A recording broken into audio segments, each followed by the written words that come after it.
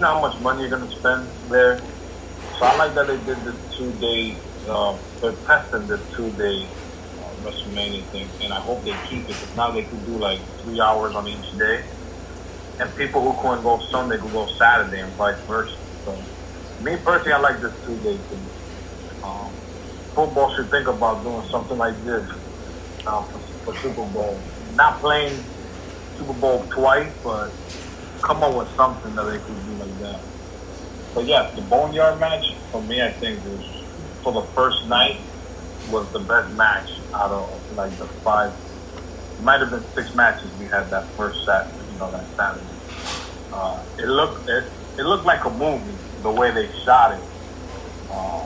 Them going to the graveyard and on top of the freaking house and fighting and having the Luke Gallows and Anderson come out. I'm like, wow. Like I said before, it felt like I was watching an action-packed movie in that 15, 20-minute match. You watched it here, you know what I'm saying? Yeah. What you thought about it. Because even the girls were here, they were like, yo, this match looks good. Yeah, it was great. And people, apologies for my background noise. They're doing dishes here, so hopefully you guys don't listen to this shit in the podcast. But I'll try to clear it up if hopefully you guys don't get any feedback.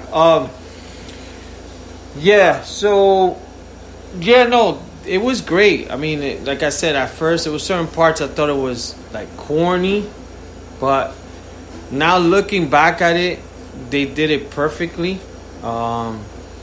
I think just the different elements. I like the way they shot it. It was just different. I think the reason why I thought at first it was corny because I remember the match.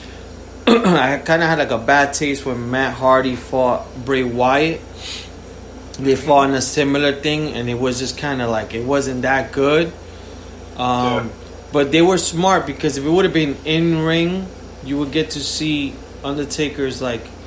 He's not the same. He can't move the same. He's hurt. He was hurt. Yeah.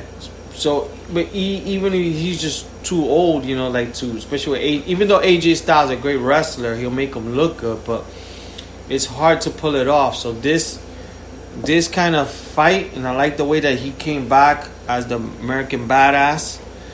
He's more of a badass. Basically, he doesn't have to do the Undertaker jump like on a rope sort of stuff. He basically doesn't have to do. He's more like a brawler, like Stone Cold, kind of like just like punching, which fits right up for a person who's older. Like he could do the punches. He don't need to do these fancy wrestling moves and like chokeholds because it's just a fight. So that's what part I like about it. It was a fight. I like the part when he his hand went through the car window and he got cut. So I know when we saw it, we're like, oh shit. And then you get to hear that sound. You're like, oh man. Yeah. Like that shit is no joke. That's not fake. Because normally we could tell certain things are fake or the way they're planned. But that one, we were like, oh shit. And like he said in the documentary, he looked at it 2 different ways. He was hurt, so it was good that they stopped to film, and then they wrestle again for another 5-10 minutes, and they stop. But he said the only bad part about that is when your body's warmed up at his age, you just want to keep going. Because if you're warmed up and then you stop for like 20-30 minutes so they can set for the other shoot, his body gets cold, and like you said, he's already older, and it takes him longer to stretch and all this stuff. He said it was like an 8-hour shoot or something like that. He was saying in the documentary. Yeah. For me, me personally, I like the match, that Boneyard match. It was fucking awesome. Yeah, and then I think it was perfect. Like he went out on top. He also brought back the other character, the American Badass. Also with AJ. Seems believable. AJ cut like great promos towards his wife, which like made it even better. I just wish there was a wrestling crowd because it would have hyped it up, like in terms of the promos.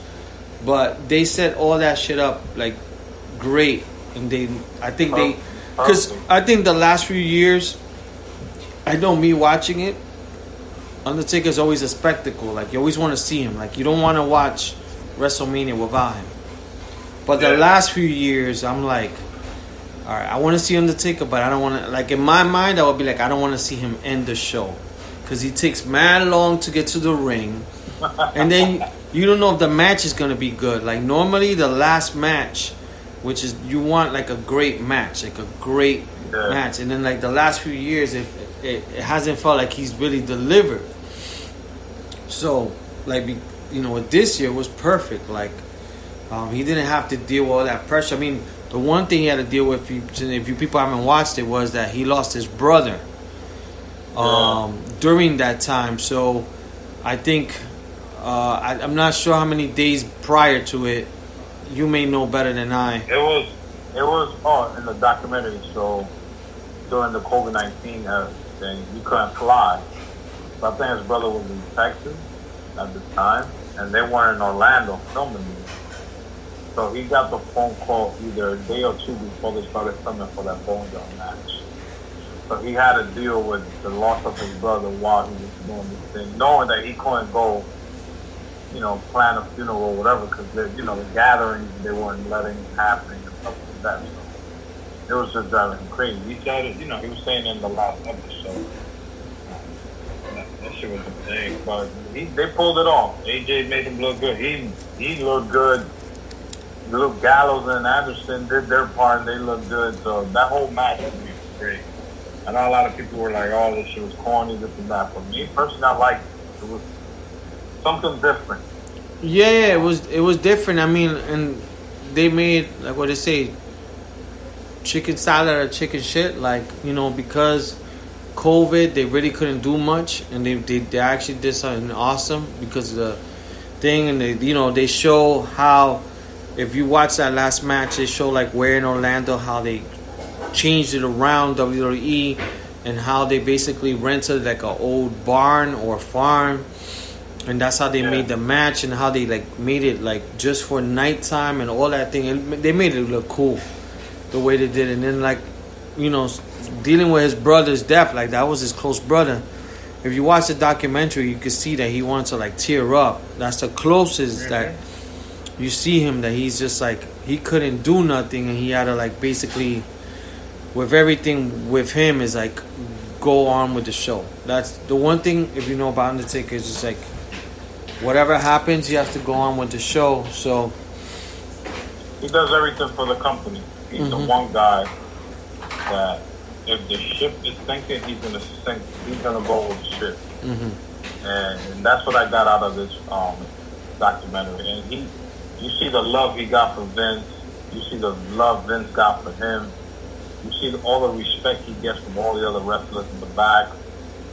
Everybody wants to shake his hand, and I feel like they shake his hand. They feel like, oh my God, that's Undertaker. You know what I'm saying? It's like probably us seeing a celebrity and be like, oh shit, yo, it's blah, blah, blah. That's them, and they work with him. You know what I'm saying? They work with the Undertaker, and they still feel like that little kid inside that they told the Undertaker they need to go show respect and shake his hand. And he does that with Vince. And they show that playful thing between him and Vince that they normally don't show us when we're watching the Undertaker. That's why I like that they were using his real name and not just call him Undertaker. I like that they were calling him Mark Calloway. Just watching him talking, it felt weird. I was like, yo, Undertaker don't talk like that. Like, that's not the Undertaker. Hell no. Yeah, no, same thing. Like, they show another side of Vince. You could tell, like, Vince, I'm not saying melts for him, but when it comes to him, Vince pulls all the stops. I think they asked Vince a question. He almost started crying. Yeah. You know what I'm saying? Like they asked him, what is Mark Calloway to you? Or what is the Undertaker to you? Like, what does he mean to you? Vince couldn't even talk. He was choking up. I was like, holy shit. That's love right there. You know what I'm saying? Yeah. And not only that, like, you could tell with Vince that has so much love for him, so much admiration, but you could see like Vince drops his guard a little bit just for him. It only seemed like that way. And I mean, Especially, I think it was. I don't know. It was WrestleMania 33. Maybe it was the one Roman Reigns that he got hurt. Or I think it was the one that he had with Brock Lesnar that he was concussed. With the concussion. That Vince went with him to the hospital. His wife was like, yeah. He's the only guy, the only person that, actually went to the wrestling, to the hospital with him was Vince McMahon. So you don't hardly see that, like, especially from Vince. Especially, I think it was on WrestleMania. Vince doesn't even leave, like, WrestleMania for nothing. Nah, yeah, you don't see him. He's hiding. He's always in the back. But it definitely shows, if you want to call it the lighter side of Undertaker. A little bit of Vince, and all the other wrestlers that are showing him respect. Because this is like the one. There's been so many characters, but this is the only one that's stuck around for like 30 plus years, and you still get goosebumps when you hear that entrance song of The Undertaker. I don't know how to explain it. Like, when was the first time you think you saw Undertaker? Like, when you started watching wrestling, what was like the first thing you saw him? I don't remember the time, but I remember he was scary. Like, I wasn't young that he was scary, but it was one of those things that I'm like, he seemed believable. Yeah. Because he had to deal with death. I never knew what an Undertaker was. I never knew that whole thing of like the the bearer, that whole part to it. I never understood that until I watched wrestling and that he buries people. So I was like, holy shit, this guy's crazy. Like, this guy's real. So that's the way I used to think of it. Like, I wasn't like a little kid thinking, oh my God, he's really real scared. But it was one of those things like, yo, that's the first wrestler I ever seen that, because back in the days they had like, the big boss man who's security guard. Yeah. That seemed believable. It was Coco Beware. There was Steamboat, who was King Kong Bundy. King Kong Bundy. There was Steamboat, who was like for real, seemed legit karate guy.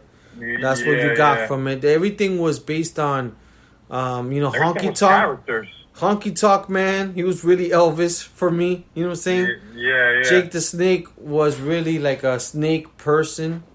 But Undertaker was just like, holy shit. Like, he brought a different element.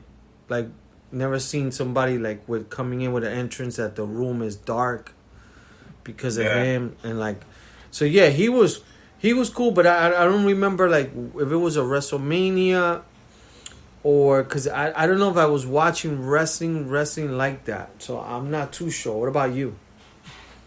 Well, the first time I remember seeing him was on a Saturday morning. I used to watch, I think it was Saturday Main Event. No, Saturday Main Event was on night. So I forget the show they had in the morning time. And I think it was either Channel 9 or something. Because in the daytime, they would give it on Channel 9. But then after like 11 or 12, you could see it in the Spanish channel. Univision or something. The same one, the 1 hour you watch. And I remember seeing Undertaker in that one episode they had. I was like, who the hell is this guy? He was dragging a casket. And I'm like, holy shit. This motherfucker, and like you said, Paul Bearer, like all pale and white, holding I didn't know back then what was an urn. I was like, what the hell is that? What does he have candy in there or something? Yeah. I didn't know I didn't know that you put the ashes of somebody in the urn. Me neither. I was naive back then. Yeah, we didn't know. I was the same way. But it's like you said, Undertaker, he scared me a little bit, not too much, but Paul Bearer scared me the most because the faces he used to make, and the way he used to talk, and he'd be showing Undertaker the urn, and that was like the way he got his power, and all that shit. And I'm like, holy shit, man, this is scary. But when he started rolling his eyes back, that's when I was like, holy shit, I was like, holy shit. But yeah, I mean, that's like how early I remember Undertaker.